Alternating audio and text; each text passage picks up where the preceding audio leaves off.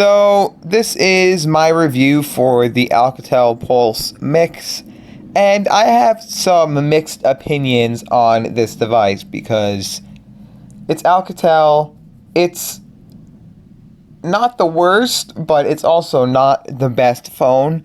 It may be full metal, but for the price, it is definitely not worth it. It has 16 gigabytes of space. It has a 2 gigabytes of RAM, and the RAM management on this phone is garbage, and I haven't seen a software update to fix it yet. It goes for almost $100 and $29.99 through port-in, and with this, you get the phone metal back, you get a 5.5-inch 720p display, a 2 megapixel front-facing camera with flash and endear piece. The bottom has 3 capacitive buttons, home, back, and menu. It has USB-C on the bottom, a very, very bad speaker on the bottom too, and the microphone. On the top, you get your headphone jack and a noise-canceling mic, and on the right, you get your textured power button, which I think all phones should have, which you can actually feel the texture on this thing, and a volume up and down button.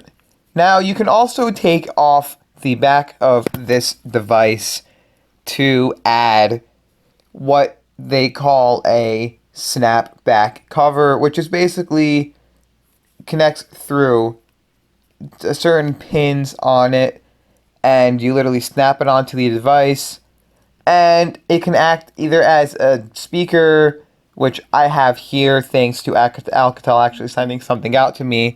So I have that here, and it's nice. It sounds not good for how thick it actually makes the device.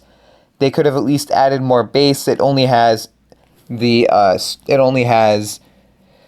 some treble to it, but it's a nice stand. It still sounds a ton better than the crappy built-in speaker, and it's $50 for this. It's for the snapback. I don't think $50 is worth it. They could have charged $20-$30 for it. Then there also is, I don't have it, but there is a battery pack that you can connect to the back of this, and there is a cool LED style thingy that you can connect to it. And the problem with this device, it is thick. It's thick. That's for sure. It is 100% thick. Like, I've held devices, but even so, without the snapback cover, just standard, it feels thick to me. Like, I don't like it that much. Now, I recommend it, but I also don't recommend it. If you're looking for an Alcatel device from Cricket Wireless, definitely get this device.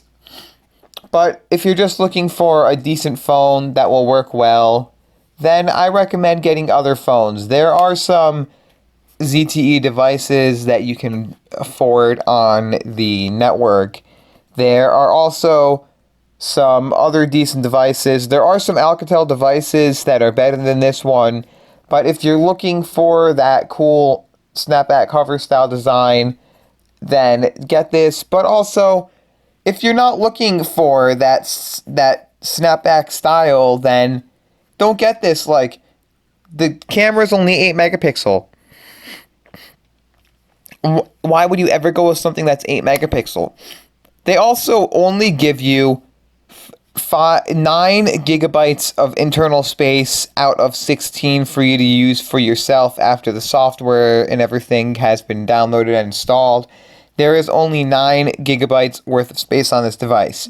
I do not think that is a lot. RAM management, in my opinion, is completely garbage, and the front-facing camera, 2 megapixel, like seriously? For the cost of this device, I've seen devices with 13 megapixel cameras for less than this, and a 5 megapixel front camera. Now, the screen definitely is not vibrant. It can be bright, but it's not the most vibrant display in the world. Colors are okay. I don't think that it's the best display in the world. And for watching YouTube videos, if that's what you do a lot, I do not recommend this device because the built-in speaker is tinny. And for the standard person who's buying this device, Cricket doesn't even give any deals. They don't give any deals on the snapback cover. So you're literally just stuck with the device standard USB-C, the charger that comes with it, and that's it. You're stuck with that. You don't have any deals to be able to get a snapback cover for free. All it is you pay. Most people will go with the port, and if they're looking to change to Cricket, because either Metro PCS, T-Mobile, or something else isn't good in their area. So they're looking to port in, so they see this device. It's like, oh, it's only $29, and they get it. Now for $79, it's also, in my opinion, a steep price. But at the same time, go for it if you are looking for a new device. I said don't go for it. But if someone is going to go for this, they're definitely not going to buy the snapback cover because they're looking for something cheap. They're looking for something that's not going to cost a lot of money. And buying a snapback cover is definitely something that they're not going to do. Now, of course, they're trying to make this device look cool for the average consumer to be able to get that Moto Mod style, but in my opinion, I don't see much people actually buying this unless they have enough money that they're just like to their kids, I'm going to buy you this phone, you can get yourself a newer phone eventually for yourself, but since you're going to lose devices a lot, get this, and I'll just get you the speaker, the battery pack, or something else. Now, also, the other thing I do see people buying is the battery pack is one plus to have on this phone, because the battery pack, you don't have to carry around an external power bank. You literally just put this on. Well, I mean, there should be a power on button on the battery pack. I don't have one, so I'm not too sure what's on it. But you should be able to turn on and off the battery pack, and you can charge it too, just standard by plugging your phone into this.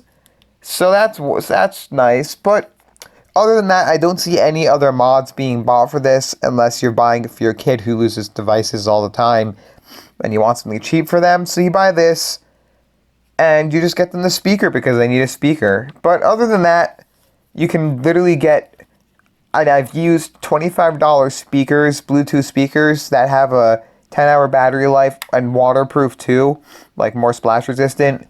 So I don't see this device taking off. I haven't seen too many reviews for this device out there. And the guy in the store said it isn't too popular to buy. And I agree with him. I don't feel that too much. And the interface too. Like, they have an interesting look to their icons and a ton of bloatware. Like, to me, the bloatware is what would cause me not to want to buy this device. The 16 gigs of space, of course, is another thing, but the bloatware is the worst. It comes with a ton of apps. Now, that is my rant on my full review for the Alcatel Pulse Mix for Cricket Wireless. And do I recommend it? No. If you're looking to buy something that has these capabilities, go for it, but otherwise, you can get better phones. What I'll recommend, ZTE devices, because they have quality to them. So if you did like this review, please check out my social medias. They are linked down below in the description of this video. My Instagram and Twitter accounts are. Also, if you did like this video, please leave a comment down below what you think of my review. Also, down below in the description, please hit that subscribe button if it is red and hit that bell icon next to it so you're notified of videos like this and other ones. And just as always, please leave a thumbs up and enjoy the rest of your day.